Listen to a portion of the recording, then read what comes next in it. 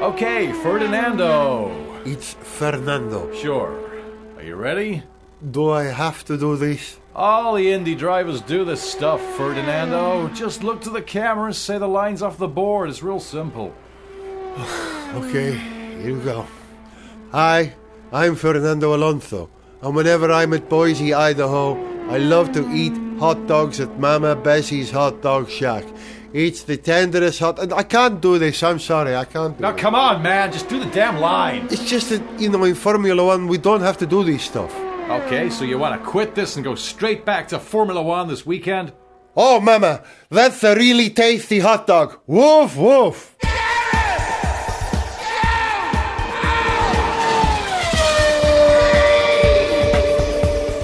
Hello and welcome to Gareth Jones on Speed. I'm Gareth, he's Zog. Hello. He's Richard. Hello. And it's nice to have the gang back together. How are we, gang? Pretty good. That was very concise. Well, keep it short. Very good. Richard? Yeah, I'm good. You've been listening to Gareth Jones on Speed, the shortest episode ever. This is so British, isn't it? How are you? Yeah, I'm good. Don't ask me anymore. I'm not telling you anymore. That's it. No more information. Are you as good as the World Championship fight in Formula One at the moment? That's quite a high bar. We've got a season on our hands, haven't Yeah, we this, have. This is going to be a cracker. I love the fact that at the end of that race, Lewis just looked so knackered. He looked like he'd had to really, really work at it for the first time in quite a long time. He really did. He sounded a bit exasperated on the radio. Richard, I know you didn't see the race because you were travelling on that day, but Yeah. It was a corker, like Zog said. It was a proper race. And, most importantly, he was racing against someone in a different coloured car to his. Yeah. I knew I was going to miss the race, probably because I was on a plane and then getting off a plane, and I thought, that's fine. It's the Spanish Grand Prix. That's never interesting. And then I got off the plane, got in a cab, got on Twitter and went, they did what? Yes, really. Yeah. I couldn't believe it. And because we're just recording this the next day, I still haven't had a chance to watch the highlights, which I'm going to do. And because I you can't will wait to like see. them. Well, yes, and I've heard all these things. Lewis was out of breath. Vettel got a bit narky about Massa being in front of him and was being funny on the Yeah, radio. yeah. Raikkonen and Verstappen had a little clattering together. And so it was all, but mainly this Vettel-Hamilton fight, which sounds tremendous. It's on. It's on, It's baby. on. It is on. It's on. But the very best thing about this Grand Prix... Oh, the crying child. Yeah. I heard about the crying Yeah. child. For those who saw it, you don't need me to explain. Those who didn't, when Kimi went out at the first corner, cameras picked up the shot of a little 5-year-old boy dressed in full Ferrari gear, crying his little eyes out. My cold Welsh heart just melted. Oh, you're an old softie, we all know that. It's Come on. true. And then fair play to the Ferrari PR people who went and extracted this young lad and his French parents, I'm assuming he was French as well, and took them from the grandstand to the paddock where they got to meet Kimi, and Kimi gave him, I don't know, a bottle of vodka and a hat. Well, no, I did read about this. First It of was all, heartwarming and lovely. yes, I was getting a bit... Just reading about it, I was like, oh, that's beautiful, it's such a nice thing. But I gather, from what I read, correct me if I'm wrong on this, that the people who instigated getting him out of the crowd and bringing him into the paddock, it wasn't Ferrari PR, Was it was Liberty? F1 PR. Excellent. And then they went and cleared it with Ferrari, who of course had to say yes, because you'd be cold-hearted if you didn't. Yeah. Now, this is very interesting. I didn't know that, but I did wonder, because one of the things that Liberty has said they really want to do with the sport is open up a bit, bring the fans closer, use social media, engage with fans more and make it a less aloof, less distant thing, which I'm sure we'd all like to see. So I couldn't help thinking, when I saw the kid in the pits, I thought, I wonder, is that Liberty just trying to make the What's teams this a bit glimmer of friendlier and humanity here? Yeah. Well, it's the polar opposite of what Bernie said. Bernie said, well, we're not interested in the young people. They don't buy watches, Yeah. They don't buy yachts and watches. Madness.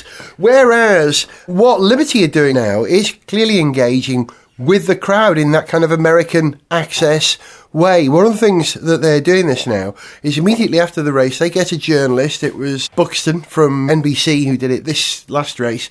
They interview the drivers in the paddock or in the pit lane for the benefit of the crowd, which is a lovely thing to do. It brings them physically closer to the crowd. I know it only works for the people in the grandstand on the start-finish straight, but you get that sense of them being more accessible. They are doing what they said they do. It's little subtleties, but it's working for the sport. And we're still getting racing, bizarrely, with these cars which shouldn't be overtaking. There's still just enough overtaking to make it into a proper race.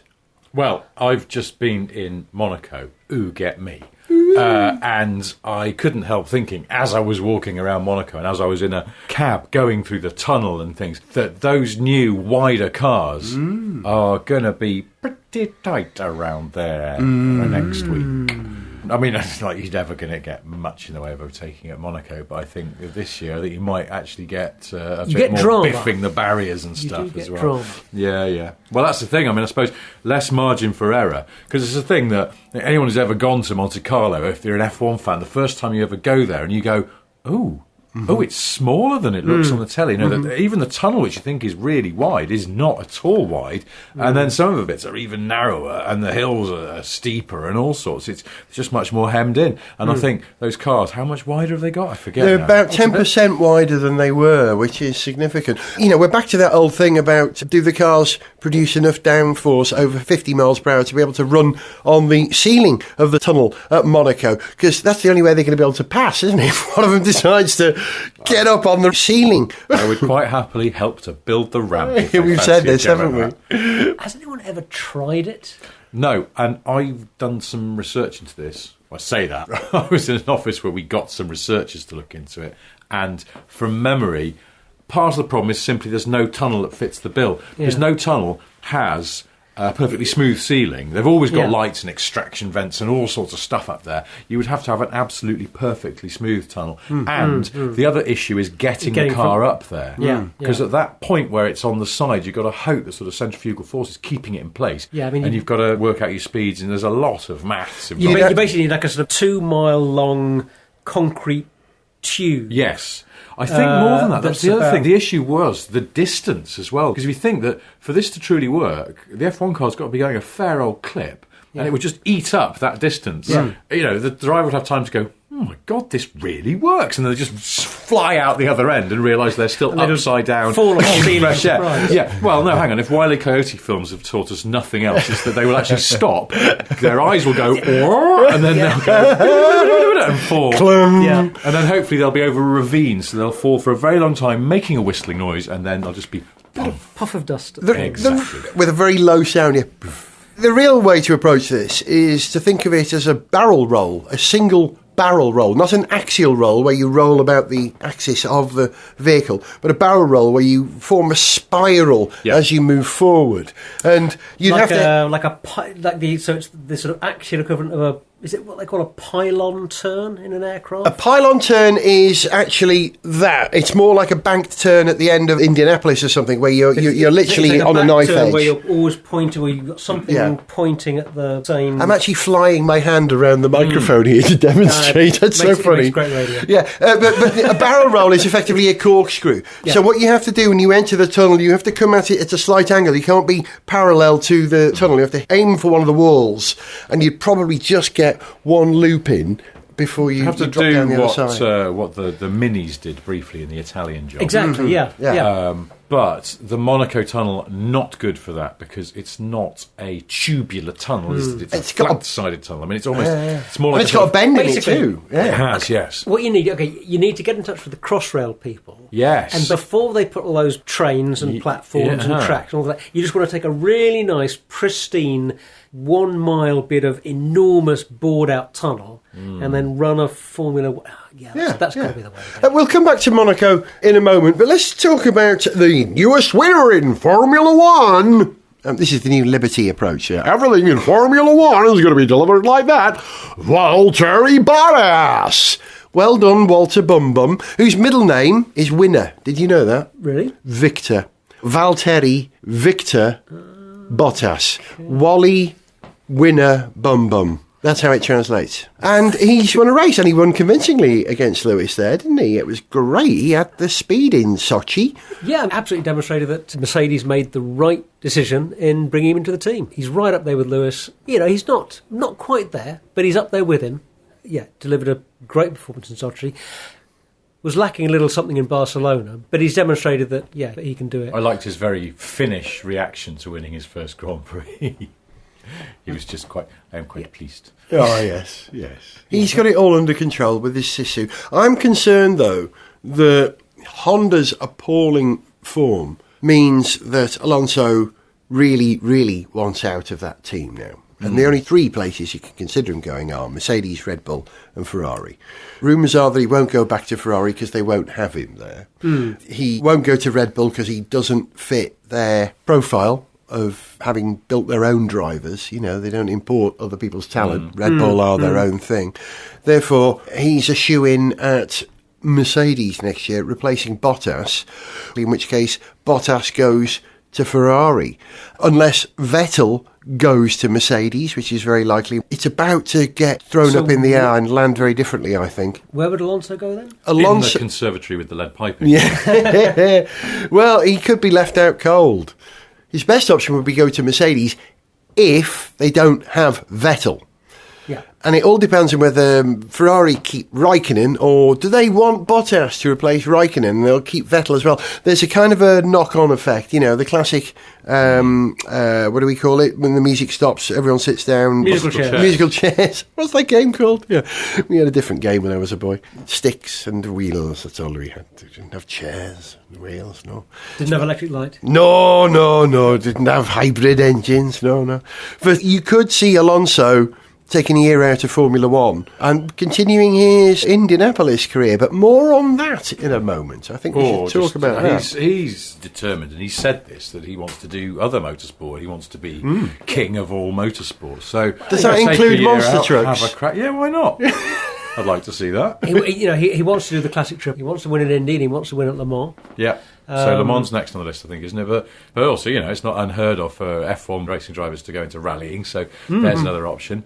See if he can do that. And MotoGP as well. He's Spanish. He likes motorbikes. Yeah. That's the thing. I mean, why not just make a TV series out of this, where every week Fernando Alonso goes and tries another motorsport? It is funny, though, isn't it? I mean, he's such a talented driver, and he just hasn't managed in the last few years to find anywhere that really matches his talent and lets him deliver. We might see in the next couple of years that he drops out of the sport without ever winning another championship. Let me tell you about Alonso's talent. He's utterly talentless. That's what I think. Utterly talentless when it comes to choosing what team to be in at what time. Yeah. Come on, he's tremendous on track, but I think I will go and drive for Ferrari now. Oh, Ferrari are rubbish this year. I will go and drive for McLaren. How could they let me down? Yeah. Oh, they are rubbish for 2 years.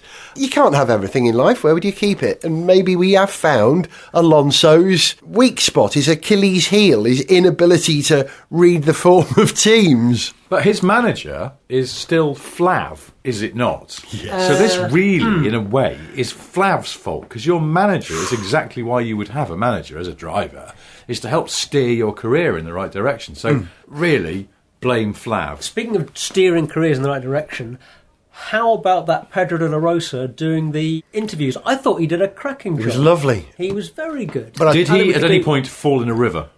Not on this occasion. Damn it! But talking about ex-drivers who've changed their role, have you watched F2 on Sky recently? Have you watched F2? Mm-mm. No. Take my advice. Listeners, downloaders, Richard, Zog, start watching what we used to call GP2. It's now branded F2, but the best reason for watching it now is one of the two commentators, who is Davide Valsecchi, ex-GP2 driver, who has a fantastic Italian accent, superb English, and the greatest voice of motorsport commentary since Murray Walker. Really? My trousers, he brings something to the show. Yeah. Oh, he's joyful to listen to. Check this out. I've always watched GP2 and found it's quite good. Now it's like, this is the most exciting thing I've seen ever. Davide Valsecchi, what a voice. And you're right, Pedro de la Rosa was very cool and witty and funny and charming, wasn't he? They liked him. Hey, also, speaking of ex-drivers who are showing another side to themselves as well, have we talked before about Timo Glock on Twitter? No. No, Oh, I know about that's- his tease recently. He put out a picture of him sitting in a red car saying, "Oh, there's been a gap. I'm I going saw back to that. Formula Yeah, I One." saw He's that. a That's- cheeky lad, isn't he? He's second only to Taka Inui on Twitter, an Yeah. ex-Formula One driver who's really funny. Yeah, Taki Inui's account is that he's well worth following on Twitter. He's funny, top Maybe, humour. who knows, next year, the year after, we'll be saying this about Fernando Alonso. He's left F1, but God, he's good on social media. Check out Well, his isn't he Twitter. brilliant? Check Isn't he out like his he's been Instagram. snapped up by one of the broadcasters and he does these sort of things, maybe where he does indeed roam the world trying out motorsport, and then he comes back to the paddock and interviews people. You really want this Well, programme wasn't to happen, that don't what you? I kind of do, yeah, and it's weird because I used to hate Alonso. I mean, not as Yeah. a driver. I always thought Yeah. he's a very, very good driver. You can't deny that. But I always thought as a human being, He's he's a a bit of a git. dick. Yeah, and you say git, I say dick. But either way, just he was just not, for various reasons, which we won't go back over, that he sort of blotted his copybook over the years. But now he's a bit He has down and redeemed out, himself. and He's- the McLaren particularly not working for him these past few years. And he's sort of shown that he has this wry sense of humour. And he's not really had a massive tantrum, has he? I mean, unless you count going to Indy as a big tantrum, but he's sort of, there's a quiet restraint to him, and as there was to Button last year as well, where they're just almost beyond off, so they're just sort of going, okay, what's happened now? I think Has you've, it? I think Has you've it really? identified it there. It's gone on so long. It's so ridiculous. They're beyond caring. Well, Alonso is. Yeah. I find him much more likeable as a person. It's just then the converse is it's more frustrating that he's an absolutely terrific driver who can't really do his stuff. And I think you need him up that front because he is one of the racers on the grid, isn't he? Sort of him, Hamilton, Vettel. Max. Yeah. Yeah. Ricardo, I'd say as well. But there's ones who are just absolutely balls to the wall. There's no kind of, they've asked me to look after the tyres, so I won't go for that gap. I'd put Kimi up there as well, although he hasn't quite got Yes, the ultimate but speed when he anymore. can be bothered. Exactly, yeah. He has to. The car has to be just right, and he's got to be in the right mood. So just going back to that little boy who was taken into the paddock by F1 PR. Ferrari got him in to meet Kimi. I read about this afterwards. They said to the little boy, "What did Kimi say to you?" And the little boy said, "I don't know, I couldn't understand him." There you go. And everybody who works with Kimi went, "Yeah, and us neither." Yeah. I imagine, anyway.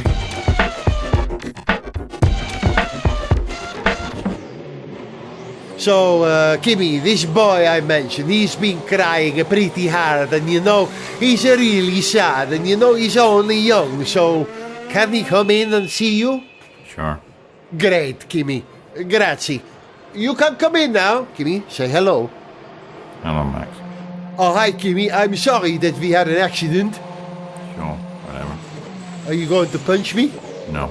Oh, wow. You've got booze in here. Can I take some? No, I am. Sniff Petrol with Gareth Jones on speed! I found myself hypnotically watching IndyCar today because we've got an Amazon Fire Stick plugged into our television, which means I can watch YouTube on our telly. Am I getting too boring now about this? Yeah. Anyway, I was watching IndyCar's output because they make the practice to Indianapolis 500 available for people like you and me who like to watch this kind of thing, and it really is hypnotic. And there I was watching IndyCar, and something occurred to me. Have you noticed how everyone at the moment is saying this is really great for Formula One that Alonso's going to IndyCar? No, it ain't. This is really great for IndyCar that a Formula One driver is going to IndyCar. I think IndyCar will pull new viewers. I think Formula One's just going to lose a bunch. I don't know about F1, but certainly it's good for Indy. I was reading a thing about Google searches for Indy 500 and what the statistics were. And if you look at it historically, you always get spikes before the race, of course. The spike of interest that showed on the Google search stats for Indy 500 when Fernando Alonso announced that he was driving was phenomenal. It was, it was way higher than any other peaks in Indy 500 searches past. It was a really, really massive spike in the numbers. For IndyCar, not for Indy 500. Formula One. Yeah. I agree with you. I don't think Formula One will lose viewers, because why would you stop watching Formula One just because one driver's having a little boys' weekend away almost? But I do think you're right. IndyCar gets some tremendous extra publicity in Europe for this, which can only help their cause, because they probably want to spread beyond the United States. And Formula One doesn't benefit really in any way. I think Formula One remains neutral. In fact, I think it does damage for Formula One. Really? Yeah, I do, because a driver has shown a preference for real racing over what he can't do in Formula One at the moment. Okay, but that is a reflection on McLaren's current form, not a reflection of the state of F1. If Hamilton was doing this, or Vettel, you're right, I think that would look terrible, because it's like the guy who's fighting for the championship is so disinterested in this sport, he's prepared to take a hit and go away for 1 week. But because it's somebody who's clearly having a horrible time, you're right, it's McLaren who come out of this badly, isn't it? Well, and on that note... No, but again, McLaren is complicated. Yes, in a sense, it's bad to publicise the fact that, your car is so rubbish that you're having to let your drivers go off and race another series to keep them happy. That is not good. But it is good that they're not bullshitting about it. They're quite open about how bad the car is and the problems they're having. They're racers enough that they will let their driver go off and compete at Indy. I really think that is a genuinely good bit of PR for McLaren. I think they it shows them decent. up to be... They look like a good employer. Yeah, Can I have some time off to go and do this? Okay. Well, they're making the best of a bad situation. But I've noticed, what's his face, Zach Brown. Hi, I'm Zach Brown. I'm in the grid iron. Oh no, can I have a cheeseburger with that? Sorry. Well, he is out there with Alonso, and he's tweeting away, and he's crashing in on the official McLaren account and going, "Yay, we're here!" And I sort of feel like going, "Who invited you? Mm-hmm. He wants to get away from you and your inadequate car. Stop following him. Stop mooching on his holiday." But he's racing a McLaren. Well, yes, but Zach Brown should be back at the factory fixing the stuff that's not right, which I admit it's Honda's problem, really, but he's the boss. The buck stops with him. He's having a jolly, following Fernando around. He's a big lad. He can look after himself. Well, Zach's probably the reason that he's at Indy, I think. I think it's his connections with the American world of motorsport that's allowed this deal to be brokered. I don't know. I've just been in places before where you get management following the talent around, mooching off their good graces, and you think, just go back to your office and have another sign a couple of memos or something. So Alonso's off driving an orange Dallara, pretending to be a McLaren. Well, not pretending to be a McLaren, but it's, in McLaren colours, flying McLaren colours with a Honda methanol running, is it a twin turbo V6, the IndyCar engine, a completely different architecture to the one in Formula One, in a Dallara. Yeah. It's not a pretty car either, is it, the IndyCar? Have you seen it? It's not pretty. I find it interesting, but that's just because it's different, I suppose. Yeah, it's not pretty. I'm concerned for Alonso's safety. Do you remember, Zog, when we had dinner with Jody Scheckter a few years ago? Yes. We were talking to him about his son, Thomas, racing in IndyCar. And you felt the chill down Jody's back when he said, "I don't like him racing, it's not safe, it's dangerous." As a father, a racing driver himself did not approve of his son racing in this. And I felt that concern. Now, IndyCar's come a long way. The car that they drive now, the DW12, is a much safer design than anything they've had previously for lots of good reasons. But even today, there were drivers driving with broken wrists and fractured vertebrae. You can break your back at IndyCar. Now, if that happens to Alonso, then how does Formula One feel? Well, motor racing is dangerous. Yeah. Says so on the back of the ticket. Motor racing is dangerous. As a driver, you're always taking a calculated risk when you step into a car. Yeah. I don't know. How does F1 feel? I don't know. I mean, the same way that I suppose when Robert Kubica went rallying, ended his career. Knackered his chances of ever coming back to F1 because he had a big rally smash. It was a bit different. F1 didn't make Alonso go to IndyCar, and if he doesn't come back, heaven forfend, then it's not really their doing, is it? So it would be very sad just to lose one of the greatest F1 drivers that we have at the moment, and if he couldn't race again. But lots of people come out of the Indy 500 in the same shape they went into it, so I would just sort of assume that. There are a number of Formula One drivers in IndyCar at the moment. Max Chilton's there. Hello, Max. Yeah. Oh, I've got some money. Takuma Sato's there. And the race was won The Indy 500 was won last year by Alex Rossi, ex-Marussia or Manor driver, at his first attempt. I mean, I know there are exceptional circumstances. So, you can do it. There is talent there. And I think maybe it's that which has made Alonso think, well, if Max Chilton can race, I can race. You just reminded me of that on a completely different note. You mentioned Manor F1. Uh-huh. All of Manor's old gear is being auctioned off as we speak. Ooh, yeah. Including their wind tunnel model. Yeah? Including the wind tunnel models, yeah. Last time I looked, the bid on the wind tunnel models were about $2,000, I think. Do you need a wind tunnel model, Richard? No, I've got one. This was like a 1/6 scale model. I have actually bid on several lots. Oh, yeah? Although the last time I checked, I'd been outbid on everything. So I may have to What read. have you been bidding on? Okay, I bid on... I got a bit carried away, actually, because I bid on a... The right to be Manor F1 next season. 500 quid. I bid on a diffuser, rear diffuser. I bid on a pair of... Are you going to fit it to your Porsche? Underpants. A pair of Harrianto's gloves. A pair of used race boots.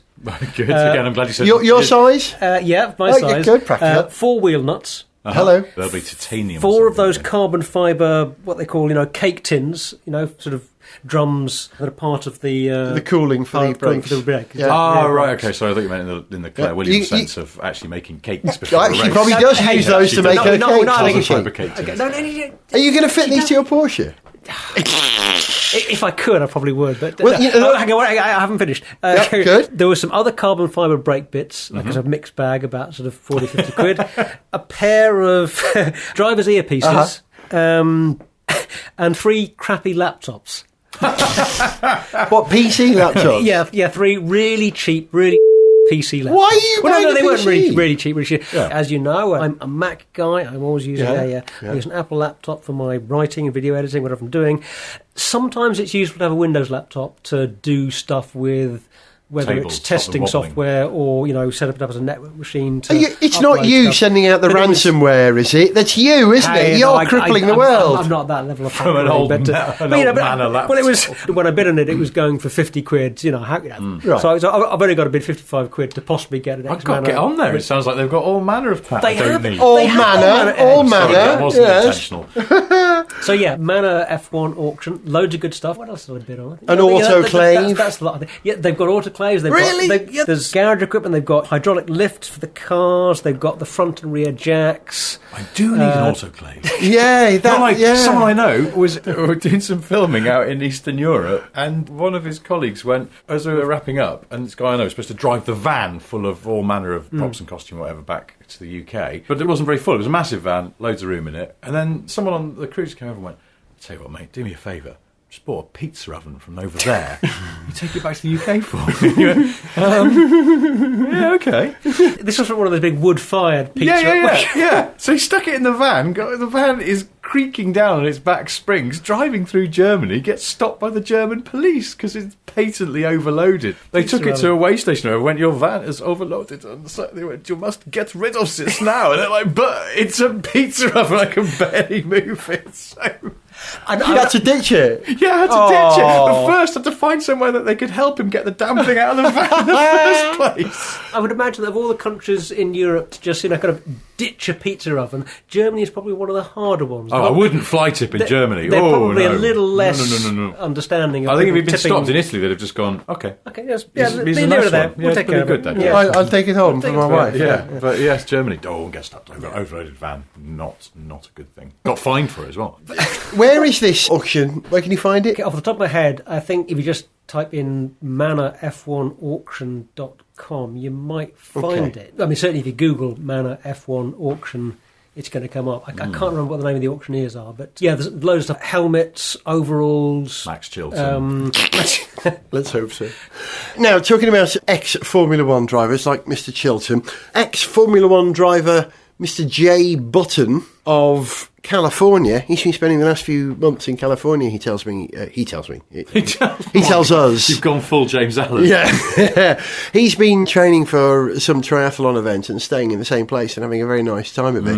And he's got to remember how to drive a Formula One car. It's all right because it's only a slow one. and he's going to do it in Monaco. Yeah, he's basically going to turn up 20 minutes before the race. Yeah. Give it a once-over. Yeah, what's moved? Okay, fine. He'll take it around the corner, bring it back, that's it. I did see today, are they not giving him some extra running? Are they? I don't think so. I thought I saw He's done simulator stuff, and Yeah. he practices on Thursday at Monaco, not Friday, because they don't have practice on Friday. Yeah. Yeah, And that's it, I believe. I thought it was think- just turning up for the regular practice. I could be first wrong on practice, this. and that was I it. could be completely wrong. I don't know Jenson Button. I don't fully understand the psychology of a racing driver. I know it's very complex, and they're going out there to do something that most of us can only imagine. But it's my belief, and it's quite a fundamental belief, that he doesn't give a monkeys about this. I think correct. you've nailed it. He's I think doing it you because he has understand to. him perfectly. Yes. He's contracted to. That's the deal. Yes and no. When I've seen him talking about it, he doesn't give off the vibe of somebody who's reluctantly being forced to drive a car around Monaco. This is one of those sort of gigs where it's almost like a sort of a perfect low-pressure, fun racing gig. Yeah. There are no expectations, partly because he's retired and he's only coming back for this one race, also because the car is completely rubbish, and even if he was at the top of his game and better than he'd ever been, he still wouldn't be able to do anything with it. Yeah. So no expectations. He can just turn up, be an F1 driver again for a couple of days. Everyone's going to love him. He'll have as good a time as you can have in that McLaren. Can I do a little name drop, by the way? Because I just Please. remembered something. This will be relevant. Go on. I was talking to Mark Webber the other day. Oh, hello. Kadang! And not one-on-one, I was with somebody else, but we bumped into Mark Webber, sorry, who's just moved to Monaco. And he said that he likes it in the UK, and he always lived in the UK he was always. when he was racing, That was one of the things. he's moved to I liked Monaco, about and he it. said on the plus side, the social scene's quite good. Because there's a lot of ex and current F1 drivers out there, so he can just go and hang out with people he knows and have a beer and what have you. And the thing with Button, I suspect, is the same. He'll go down to Monaco, he can just hang out with lots of people he knows. I think he's got a flat there anyway, hasn't he? So He certainly used if the to, car yeah. breaks down on lap 9, which inevitably it will, he can just walk home. Yeah. Or he can go to a bar that he already has a tab running at and just pop his helmet on the bar. And stay there for the rest of the weekend. Exactly. So it's a win-win. But also from McLaren's point of view, because I know when they announced that Alonso was going to IndyCar for the Indy 500, they didn't say he was going to fill his seat. And there was lots of speculation, or maybe they'll get a new, young, hot talent in to give them a tryout. Well, from their point of view, bad idea. Because new, hot, young talent, unlike Button, will try and show off. Will try and show what they can do, Right. even in an inadequate car. Risk, at Monaco of all places, just damaging the car, costing the team a load of money. We've got to go and repair that. Button will look after it because he's not that fussed. And when it breaks down or is very, very slow, he already knows what he's getting into. He won't be disappointed. They won't have a manager in the motorhome going, "You've let my team down." It'll just be Yeah. Jensen going, "Well, anyway, thanks, blokes. If you need to find me, I'll be in Les Maison I'll du be near that beer Supermodels." right Yeah. there. And who wouldn't blame him? I mean, come on. I can see Button just driving it into the first barrier at the first corner anyway. Oh, sorry, mate. Front wheel came off there. But why do that? I mean, no, he doesn't. He don't want to cause the team any inconvenience. He probably knows a lot of the mechanics and things. But why just turn it off and then go, "Oh, guys, it's not working. I'm just going to put it." There we go. All the data shows you've turned it off, Jensen. No, just doesn't. I just stopped down a second. It just happens to be my favourite. Jensen, all the data shows that you're now in the Café de Paris ordering a Grand Bière. Is that correct? No. Just bring it over here, mate. You know why they've got Jensen in, really, don't you? The engine is so useless, that Honda engine, they're not even going to fit it to his car. He's going to pedal, and he's so fit at the moment, Jensen, he'll probably finish in the top 10 because he's a triathlete. You'll be listening to Gareth Jones on Speed. He was Zog. Goodbye. He was Richard. Goodbye. And I was Gareth. Good luck, Alonso. Good luck, Jensen. To send us an email, see pictures, get song lyrics, join our Facebook fan site, follow us on Twitter, or to find out about sponsorship opportunities, go to garethjones.tv. Gareth Jones on Speed is made in London by Whiz Bang. Gareth Jones on Speed!